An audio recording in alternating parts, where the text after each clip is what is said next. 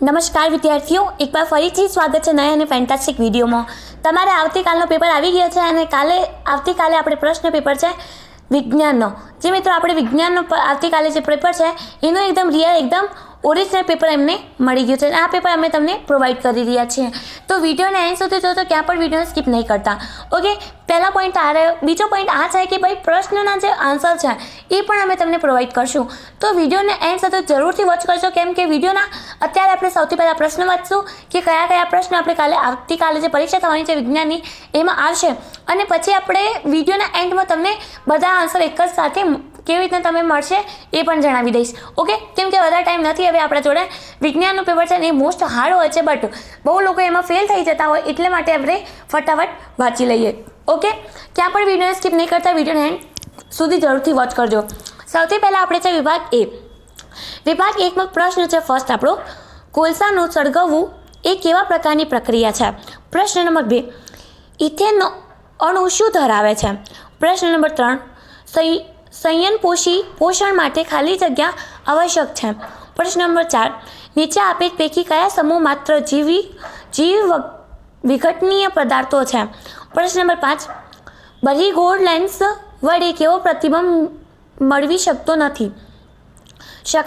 પ્રશ્ન નંબર 6, મેઘધનુષ બનાવવા માટે કઈ ઘટનાઓ સામેલ છે? પ્રશ્ન નંબર હવે આપણે આવી જઈએ 7માં, પણ હવે અહીંયા આપણે આવશે ખાલી જગ્યા પૂરો। ખાલી જગ્યા છે ખાલી અહીંયા પ્રશ્ન 5 પ્રશ્ન અહીંયા છે, બહુ ઇઝી રહેશે આ વખતે તમારે છે ખાલી જગ્યાને જે નાના પ્રશ્નો છે એ બહુ મોસ્ટ ઇમ્પોર્ટન્ટ છે તમારા માટે, તો એક પ્રશ્ન છોડીને ના આવતા આખા પ્રશ્ન કરીને આવજો। પ્રશ્ન નંબર 7, કાર્બન પરમાણુ અન્ય કાર્બન પરમાણુઓ સાથે સહસંયોજક બંધ બનાવવાની અદ્વિતીય ક્ષમતા ધરાવે છે। કાર્બનના આ ગુણધર્મને ખાલી જગ્યા કહે છે। તત્વના વર્ગીકરણ માટે ત્રિપોટીનો નિયમ ખાલી જગ્યા વૈજ્ઞાનિકે આપ્યું છે। પ્રશ્ન નંબર 9, પર્ણરંધ્રો ખોલવા બંધ થવાની ક્રિયાનો નિયમન ખાલી જગ્યા કોષા કરે છે? પ્રશ્ન નંબર 10, ટેસ્ટોસ્ટેરોન અંતઃસ્ત્રાવનું નિર્માણ ખાલી જગ્યા અંક કરે છે?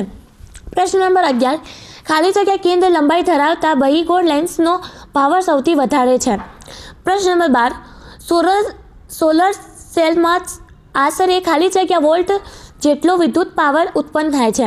પ્રશ્ન નંબર 13, હવે આપણે આવી જઈએ અહીંયા ખરું અને ખોટામાં। મેન્ડલીફ ગોલિયમનું નામ એકા સિલિકોન આપ્યું હતું, ખરું કે ખોટું?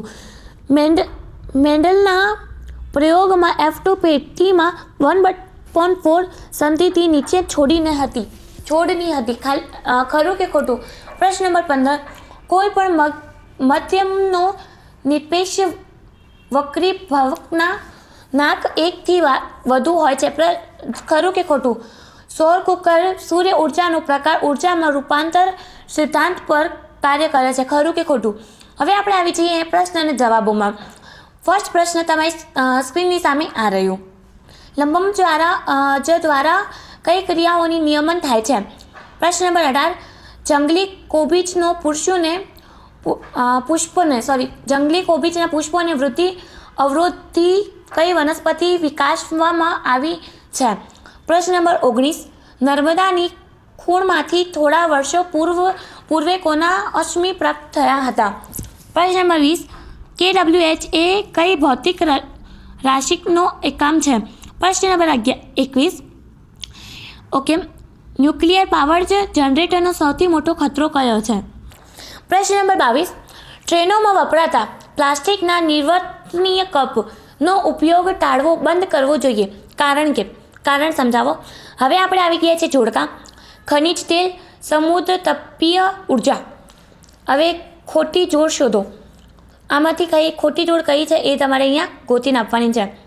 Okay, iodine thyroid gland, insulin રુધિરની શર્કરાની નિયમન, પિટ્યુટરી ગ્લેન્ડ સંતુલિત વૃદ્ધિ માટે જરૂરી સ્ત્રોત, અંડપિંડ એટલે ચયાપાચનની ક્રિયાનો નિયમન। હવે આવી ગયા છે વિભાગ બીમાં। ચલો, પ્રશ્ન નંબર 25, શોધ એસિડનો મર્જ કરતી વખતે શા માટે એસિડને પાણીમાં ઉમેરવામાં આવે છે? પ્રશ્ન નંબર 26, એવી ધાતુનું ઉદાહરણ આપો જે ઓરડાના તાપમાં પ્રવાહી હોય, જે છેદી વડે આસાનીથી કપી શકાય, જે ઉષ્માની ઉત્તમ વાહક છે, જે ઉષ્માની મદ વાહક છે. હવે 27માં આવી જાય મેન્ડલીફ આવર્ત કોષ્ટક અને આધુનિક આવર્ત કોષ્ટકના તફાવત. બે મુદ્દા લખો. તત્વ એક્સનો પરમાણુ ક્રમાંક 12 છે. તત્વ એક્સ ઓળખો અને તેની ઇલેક્ટ્રોન રચના લખો. તત્વ એક્સ કયા આવર્ત અને કયા સમૂહમાં આવેલ છે તે જણાવો. પ્રશ્ન નંબર 29. ડીએનએ પ્રતિકૃતિનો પ્રજનનનું શું મહત્વ છે? મનુષ્યમાં લિંગ નિશ્ચયની ઘટના સમજાવો. બે બિંદુઓ વચ્ચે વિદ્યુત સ્થિતિમાનનો તફાવત 1 વોલ્ટ છે. તેના અર્થ શું થાય? વાહકના બે છેડા વચ્ચે વિદ્યુત સ્થિતિમાનનો તફાવત જાળવી રાખવા મદદ કરતા ઉપકરણ નામ આપો. ઓમનો નિયમ લખી તેનો સૂત્ર તારવો. ચુંબકીય ક્ષેત્ર રેખાની લાક્ષણિકતા જણાવો. સ્વચ્છ ભારત અભિયાન અંતર્ગત કચરાના નિકાલની સમસ્યા ઓછી કરતા તમે શું યોગદાન આપી શકો? જંગલોની અગત્ય જણાવો. પર્યાવરણને બચાવવા માટેની 2 R. Reuse refuse. પછી આપણે આવી જઈએ વિભાગ સીમાં. વિઘટન પ્રક્રિયાના પ્રકાર જણાવી. કોઈ પણ 2 પ્રક્રિયાના એક ઉદાહરણ સમીકરણ સાથે લખો. એક ઝેરી 22 કેરેટ સોનાના દગીના બનાવે છે અને તેના ગ્રાહકો પાસેથી 22 કેરેટ સોનાનો ભાવ વસૂલે છે. તેનો વ્યવસાય આ વ્યવહારને લીધે વધે છે. આપણે શા માટે 24 કેરેટ સોનાના દગીના બનાવી શકતા નથી? સોનાના દગીનાની બનાવટ ઉમેરી શકાય તેવી 2 ધાતુઓના નામ જણાવો. જેવરીના આ વર્તુળનું કમું તેના કયા ગુણ જોવા મળે છે?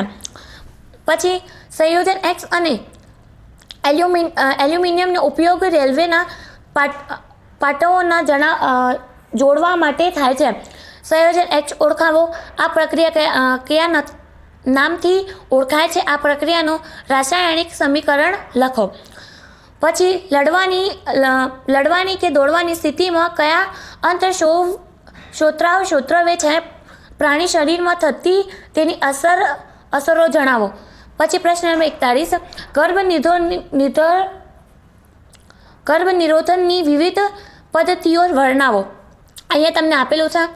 પછી આકૃતિ પરથી નીચેના પ્રશ્નોના જવાબ આપો.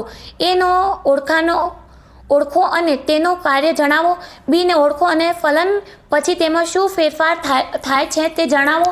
સીનો ઓળખો અને ફલન પછી તેમાં શું ફેરફાર થાય છે તે જણાવો. એક વિદ્યાર્થી સૂર્યપ્રકાશમાં લેન્સનો ઉપયોગ કરે છે. કાગળ સળગાવે છે. વિદ્યાર્થીએ ઉપયોગમાં લીધેલા લેન્સનો પ્રકાર જણાવો. આ ઘટનામાં મળતા પ્રતિબંબનો સ્થળ જણાવો. આ ઘટનાની કિરણાકૃતિ દોરો. પછી આગળ વધી જઈએ. પ્રકાશનું વર્ગીભવન એટલે શું?